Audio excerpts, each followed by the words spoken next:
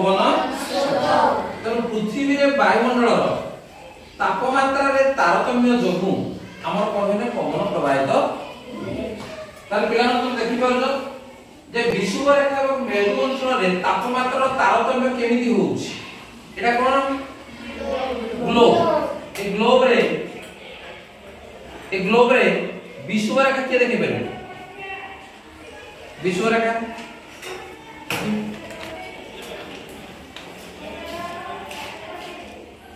ठीक देखला से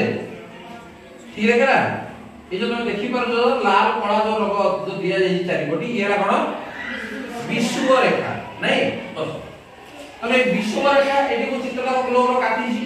तमे एटू विषुव रेखा कोडा एला विषुव रेखा ये है 0 डिग्री ए जो गार काटी छी एगुडा सब कोन अक्षांश कोन अक्षांश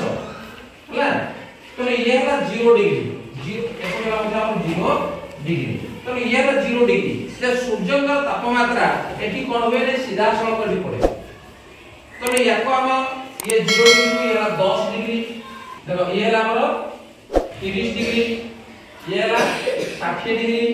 ये है 90 डिग्री हैला एपडो मध्ये ये है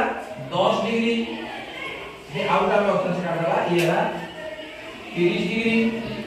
ये होजी 60 डिग्री ये है 90 डिग्री पिला माने यार ऊपरडा होई कोन जे उत्तर मेरु उ मेरु मु लिखि दउछि एटा कोन उत्तर मेरु एटा कोन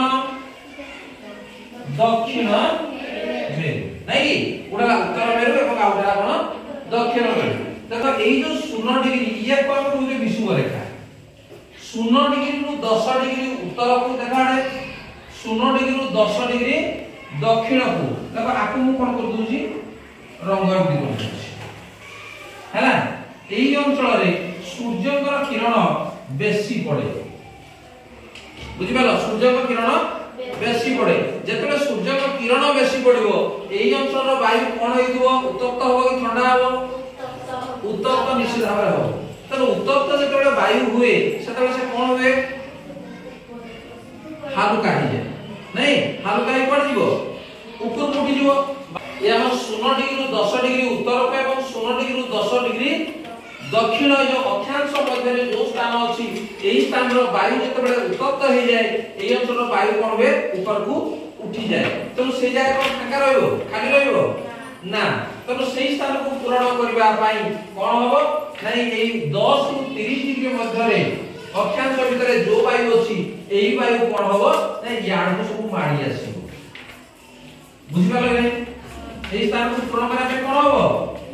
ବାୟୁ ମାଡି ଆସିବ ସେଇ ଭଳି এই যে স্থানକୁ ପୂରଣ କରିବା ପାଇଁ ତା ପାଖ ଅଞ୍ଚଳ କହିଲେ এই 10 ରୁ 30 ଡିଗ୍ରୀ এই ଅଞ୍ଚଳ ବାୟୁ ମଧ୍ୟ କଣ ହବ ନା ଉପରକୁ ମାଡି ଆସିବ ସ୍ଥାନ ପୂରଣ ହବ ନା ବୁଝି ପାରଲ ତାହେଲେ ବାୟୁ କୁଆଡେ ଗଇଲା ଯେ 10 ରୁ 30 ଡିଗ୍ରୀ ଅକ୍ଷାଂଶ ର ବାୟୁ ବହିଲା କୁଆଡେ ଏଟା ଉତ୍ତରରୁ ଦକ୍ଷିଣ ଆଡକୁ ବହିଲା एवं ए दक्षिण रो जो ठंडा वायु थिला से कोनला उत्तर आडको होइला वायु प्रवाहित होला तरो देखो एटी हमर 30 रु 60 मान 10 रु 30 ये जेतबे उत्तर तो वायु होई जीवो ये हो या पेटा होला उत्तर अर्थात एठी हो कोन जे उत्तर मेरु एवं दक्षिण मेरु रे सूर्य का किरण तेरछा भाग रे पड़े तो एही अंचल सूर्य का किरण आदौ न पड़े कहले चले अर्थात ये होची संपूर्ण भाव रे ठंडा अंचल बुझ पार नहीं ये जो तुम ब्लॉक देखुजो ए ऊपर जो अछि ऊपर एवं ए तळ एटा सूर्य का किरण जदी सूर्यडा अछि ताले केमिति पडिबो एटा तेर छाइना से पडिबो बुझ पार नहीं तो सूर्य का किरण से पडिबो ना ए जो अछि अंटार्कटिका देखो तळे अछि तो एही अंचल सबले कमने गरम तनो ए अंचल वायु पाडला याड प्रवाहित थिगला जेतबे एही अंचल उत्तप्त अछि एही अंचल वायु जेतबे ऊपर उठिबो ताकू पूर्ण करे पे कोन होबे 30 रु 60 डिग्री अक्षांश भितर जो वायु अछि से पळे आसीबो एठी मध्ये 30 रु 60 भितर जो वायु अछि किए मध्ये याडू गति करबो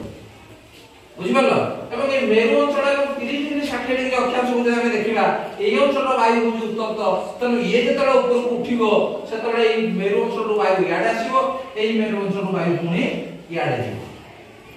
तार तो जदि एमती होता ताले सब बेले उत्तर रु दक्षिण को एवं दक्षिण रु उत्तर को वायु प्रवाहित होता किंतु सेमिति हो ना सब बेले केते होउची केवल उत्तर दक्षिण और दक्षिण को उत्तर वायु प्रवाहित होउची ना देखो ए पृथ्वी तले जानिए स्थिर नुह ये कोन होउची बुलुजी ए बुलिया कोन पाए बुलिया कोन पाए तार आवर्तन तो पृथ्वी रो आवर्तन गति अछि ता सहित वायु उत्तर रु दक्षिण को दक्षिण रु उत्तर को जाउची तो ये बुलिवा जगु वायु कोन होउची ना पूरा निर्दिष्ट दिगरे से गति करे ना निर्दिष्ट दिगरे गति करे नाही विभिन्न दिग को वायु गति करे ये होउची गुटिका जो पवन स्रोत तो वायु रे तापमात्रा रो तारतम्य जगु हमर कोन वे नाही वायु प्रवाहित होता बुझि पारे भाबरे बुझि पारे नहीं तो तापमात्रा रो फरक केमि होउची जे जोड़े सूर्य किरण बेसी पडुची सेही अंचल वायु उत्तप्त होइना से ऊपर पड़े जाउची सेही स्थान को पूर्ण करिया पे ता पाख अंचल वायु पड़े आसु तो विश्व अंचल जतरा उत्तप्त होइना ऊपर उठी गला ता पाख रु वायु पड़े आसु ए देखो 10 30 डिग्री से पड़े आसु बुझो जे वायु रो तापमात्रा रो तारतम्य जगु हमर कोनवे वायु प्रवाहित ठीक अछि बुझि पालो Yeah